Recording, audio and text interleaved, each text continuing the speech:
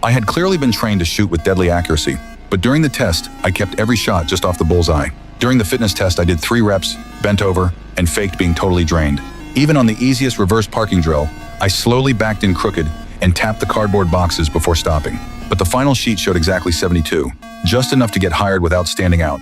I kept every score low enough to look harmless and still walked out with the driver's badge. But the paycheck meant nothing after my boy died. This uniform let me study the routes my enemies would target again. On my first day at work, I had to stay calm and see who those robbers were. Someone had clearly told them this truck was carrying serious money. $6 million I was guarding on that run. In seconds, they grabbed the team leader and held him hostage. They warned us that if we cooperated, no one would get hurt. Then, they forced us to toss every cash bag into the pickup behind us. The driver was driving, and he nearly hit the gas, even though moving the truck could get the hostage killed. I scanned the robbers and the hostage before moving to the back. I swung the rear door open, grabbed the cash bags, and tossed them one by one into the back of the pickup. But a moment later, I made one bag land just out of their reach. The robber blew up, pushed the door open, and reached for the bag like I'd insulted him. I dropped that bag to pull him out and lower his guard. At that moment, the weak act from the interview was over. Every bullet I sent out found its mark, dropping a robber with one clean shot each time. The last 2 raised their guns and rushed me. I just adjusted my pants and dropped them with headshots. They had rushed in for easy cash, but now none of them could even stand. The kidnapper's leader went pale, and his gun hand started shaking.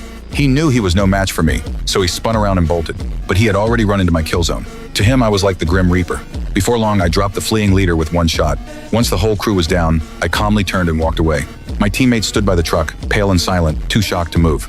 I came back to the scene and tore off their masks, but none matched the face in my head. I still had to find my boy's real killers. 6 months earlier, I left my boy in the car while I bought roadside breakfast. Then screeching brakes cut through breakfast, and people started screaming. Fake repairmen used a road crew cover to surround the truck. They jammed crowbars into the door, forced it open, and threw a flashbang inside. Soon, the smoke had them coughing blind, and the guards stumbled out with their hands up. While the armored truck guards were forced down, a gray-haired officer quietly drew his service pistol. While the masked robbers carried heavy cash bags one by one, he ignored his partner's warning and insisted on fighting back.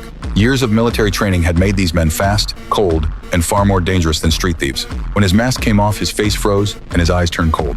If anyone remembered his face, the whole crew could be exposed. At that moment, my boy froze as the robber spotted him across the street. He had seen too much to be left alive. My boy's hands shook as he called me for help. But before his call to me connected, the robber dragged him from the parked car. That was when I rushed there to find my boy. I watched them execute my boy because he had seen their faces, and I couldn't reach him. I hit the ground, but I forced myself to remember the shooter's face. The robbers loaded up $12 million and sped away, but my grief had already turned into cold, burning hate. I took this job because their next armored truck hit could lead me to them. I had to keep that killer's face alive in my head, but I kept digging to find who leaked the truck route. The man meant to catch the robbers was actually the one feeding them the route.